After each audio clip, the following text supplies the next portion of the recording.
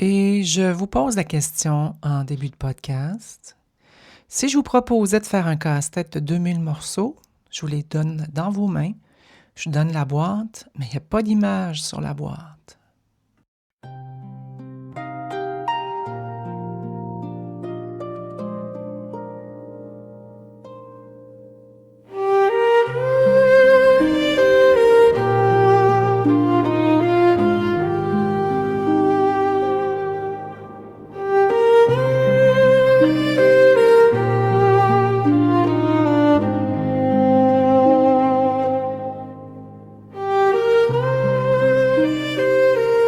Christine Saint-Laurent au micro du podcast Au-delà des tendances, épisode 32. Déjà, je suis contente de vous retrouver. Merci d'être là. Vous le savez, c'est ce que j'aime le plus.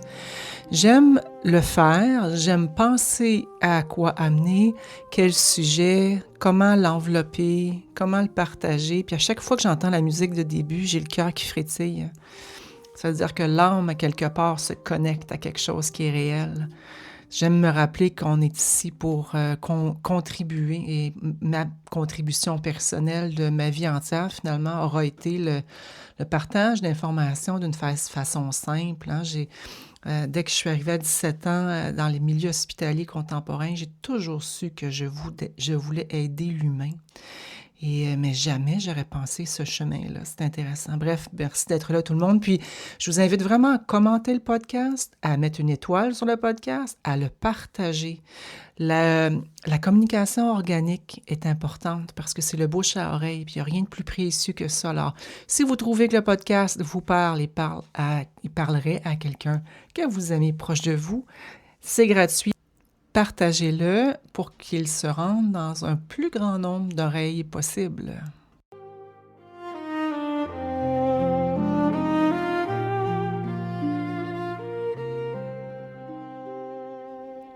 Alors, en ouverture de podcast, je vous proposais de faire un casse-tête de 2000 morceaux avec aucune image sur la boîte. Je trouve que cette analogie-là frappe parce que c'est un peu ce qu'on essaye de faire quand on essaie de se retrouver en état d'équilibre. On essaye plusieurs choses et c'est tant mieux parce que c'est une belle façon d'explorer. Hein, on entend parler de tellement de choses en ce moment. Il n'y a jamais eu autant d'informations, on s'entend. Disponible, on s'entend. Il y a aussi du vrai, il y a aussi du faux et il y a toutes les nuances entre ça. Et on essaye de jouer un peu à l'aveuglette en essayant de trouver quelque chose qui nous ferait du bien. Et c'est parfait parce qu'on a vraiment besoin collectivement de se sentir bien dans notre cœur, dans notre tête, dans notre corps. Et on entend de plus en plus parler de plein de choses. Et que ce soit l'inflammation, que ce soit l'intelligence du microbiote et de l'impact au niveau incroyable, au niveau, et entre autres de l'inflammation, mais sur notre humeur, sur plein de choses. On entend parler des nouveaux aliments, de plein du rythme circadien qui s'en vient en circadian medicine. On parle du biohacking. Il y a plein de nouvelles tendances américaines qui nous influencent. La santé intégrative pourrait même être un peu mise là-dedans. Pas parce que c'est pas vrai, au contraire. Mais ces termes-là sont contemporains. Puis quand je dis contemporains, c'est dans l'histoire de l'humanité, sont là depuis un tout petit, je sais pas moi, 10 ans, 20 ans, 30 ans, bon, peut-être 50 si on recule. Là, il y a des recherches qui se sont faites dans les années 1900. Mais ultimement, on vient quand même d'une époque assez, en Occident, je parle, assez assez cartésienne, on va dire ça comme ça, assez cartésienne de la santé ou du bien-être. Et en écrivant mon troisième livre, j'ai vraiment fait beaucoup de recherches, encore plus approfondies. Et la compréhension de notre racine de médecine ou de façon de se soigner provient de l'époque médiévale, 1200, 1300, 1400, 1500, avec une influence grecque, mathématique, cartésienne, à couper le corps en morceaux pour le comprendre encore plus. Ça veut dire qu'on prend un grand morceau, puis pour comprendre ce qu'il y a dedans, on va le couper pour aller du plus grand au plus petit. Et quand je parle de vision contemporaine, c'est que dans les racines asiatiques, que ce soit la médecine chinoise, l'Ayurveda ou dans d'autres, la médecine japonaise, le Kampo, dans les médecines amérindiennes, dans les médecines, tous les continents avec les plantes médicinales. C'est une vision un peu plus holistique, donc intégrative de tout ça. Bref, il y a des nouveaux termes qui sont très, très à la mode et c'est parfait aussi comme ça. Ça l'éveille des consciences, ça vient nous guider et où ça nous fait dérailler, je pense, c'est vraiment quand on essaie de prendre des morceaux à coller ensemble. Un morceau pour l'inflammation, un morceau pour prendre de produits laitiers, un morceau pour, oui, faire du yoga, oui, un petit peu de respiration. On essaie de mettre des trucs ensemble, mais les liens, le fil lumineux entre ça n'est pas nécessairement là. C'est difficile d'avoir une image globale quand on n'a pas l'image entière.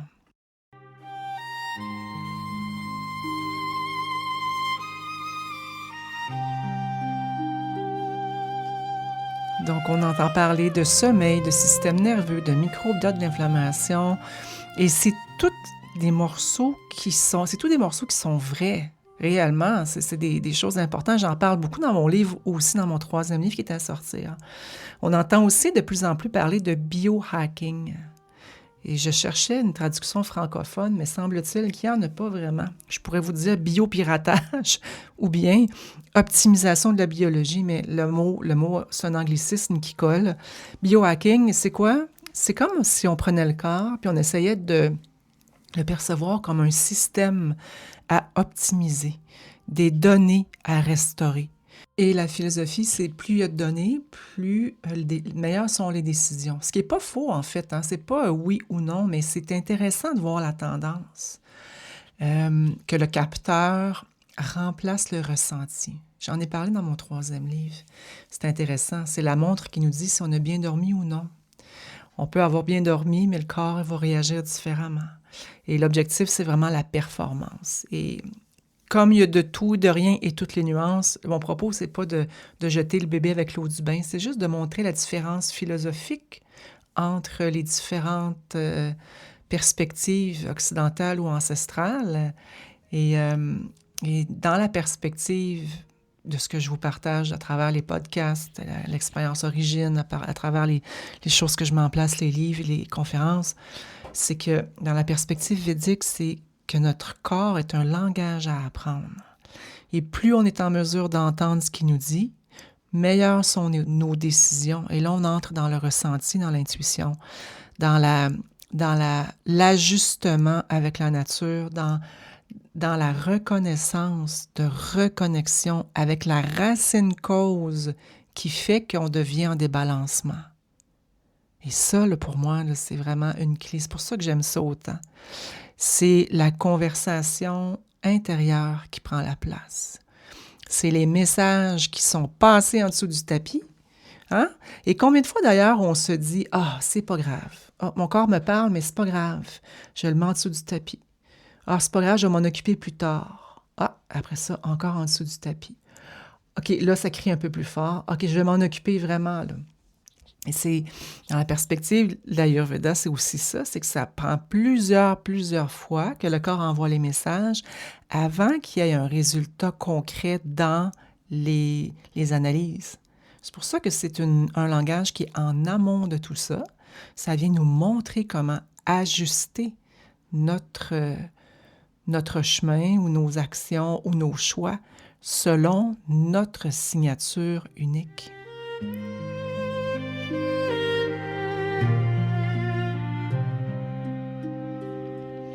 Alors, les morceaux, que ce soit tentative A, B, C ou D, on l'installe, on l'instaure, on voit des petits changements, des moyens changements, et oups, ça glisse. Et là, ça glisse encore, et ça glisse encore. Combien de fois on a reçu des courriels qui disaient « j'ai tout essayé ». Et ça, c'est synonyme de « hey, je sais plus dans quelle direction regarder ». Et quand ça arrive qu'on glisse puis qu'on a l'impression qu'il n'y a rien qui colle, ben on se dit soit que je manque de volonté, soit que je manque de constance, donc je suis paresseuse ou paresseux, ou soit qu'il manque encore un autre bon morceau. Et là, on recommence. on cherche une autre chose, on repart un autre angle, une autre réponse. Et c'est intéressant parce que dans ce contexte-là, si je fais juste un dernier lien avec le biohacking, elle pousse la logique encore plus loin, que c'est pas juste qu'on cherche le bon morceau, on va aller chercher la bonne donnée. Et là, on arrive... C'est pas que les morceaux sont faux, c'est que l'inflammation est réelle, le microbiote est impliqué, c'est important, le sommeil peut être perturbé, la respiration est peut-être pas assez profonde. Tout ça, ça peut être vrai en même temps, mais un morceau tout seul ou deux morceaux ensemble va pas nécessairement faire l'image du casse-tête en entier.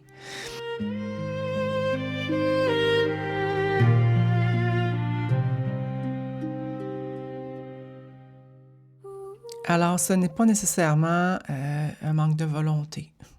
C'est pas nécessairement non plus un manque de constance. Ça peut l'être un peu, mais c'est beaucoup de pression à se mettre sur notre tête, de trouver nous-mêmes les morceaux, de venir les coller ensemble, de trouver l'image, de créer l'image et de tout mettre en place. Moi, j'aimerais ça qu'on regarde un peu la dynamique avec la compassion parce que on n'a jamais eu autant d'informations. C'est mêlant, ça peut être vraiment mêlant.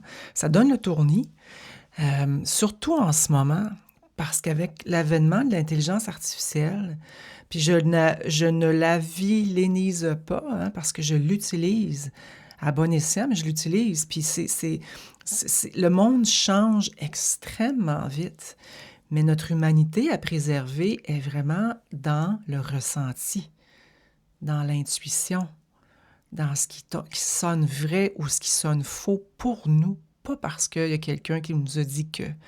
Dans un autre podcast, je vous parlerai je reviendrai sur le biohacking. Mais puis les tendances, des grandes tendances, j'ai une belle histoire à vous raconter. Mais l'idée là-dedans, c'est que une fois qu'on n'a pas on réalise qu'on manque pas de volonté, puis que c'est pas nécessairement parce qu'on est paresseux, on devient épuisé de chercher la bonne réponse. Et ce qui manque, c'est un fil, une manière de relier les différents morceaux. Et c'est ce que je fais depuis 37 ans. Puis je vous avoue que j'apprends encore. Je fais des liens, mais de ce temps-ci, c'est comme... J'ai l'impression de jouer à un jeu que je fais un fil, point A, point B, puis ça s'illumine. C'est comme, oh my God, ce lien-là, je ne l'avais pas vu. Et c'est magnifique, mettre les sagesses ensemble. Même Hildegard von Bingen, j'ai la misère à dire son nom, j'ai découvert plein d'autres choses aussi avec elle en 1200. Dans son histoire d'herboriste, d'apothicaire, en tout cas, bref, je vous en reparlerai ça aussi dans un autre podcast. Donc, c'est pas nécessairement un autre morceau qui manque. C'est un fil et voir qu'est-ce qui est central, qu'est-ce qui est vraiment important. Et ça, c'est important. C'est pas tous les fils qui sont pareils, c'est pas tous qui ont la même importance. Ça dépend de notre signature, de notre mode de vie, des éléments, de ce qui se passe à l'extérieur, à l'intérieur. Et voir qu'est-ce qui est principal et secondaire. Et on ne peut pas mettre tout à la même étage. On ne peut pas tout mettre ensemble à la même priorité. Et ça c'est quelque chose qui est important aussi de disséquer ou d'épurer parce qu'on a peut-être tendance à être mêlés parce qu'on met tout on met tous nos œufs dans le même panier. Tout est important, tout est en priorité. Fait qu'on attend, on glisse en dessous du tapis, finalement ça se met à crier, puis tout devient hyper important. Et le but là-dedans, c'est quoi? C'est de remettre en perspective qu'est-ce qui est prioritaire, qu'est-ce qui est important et qu'est-ce qui impacte le morceau A et le morceau B. Et je vous avoue que pour moi, c'est exactement ça que j'aime faire avec vous, que ce soit à travers le podcast, à travers Au-delà des tendances, à travers l'expérience Origine qui commence le 15 avril. D'ailleurs, je mets les liens en bio. Venez nous rejoindre, ça commence le 15. C'est la seule que je fais comme ça cette année. C'est la seule fois. Et pour donner la boussole intérieure, notre cartographie personnelle. Et j'ai mis le lien aussi du dernier dimanche d'Origine dans la bio. Alors, cette semaine, je vous propose vraiment d'observer les messages et de voir vos tendances. Est-ce que vous êtes à aller chercher plusieurs morceaux? Combien vous en avez? Lesquels sont réellement à vous et lesquels ne sont pas à vous? Et je vous retrouve dans un prochain épisode. Merci d'avoir été là.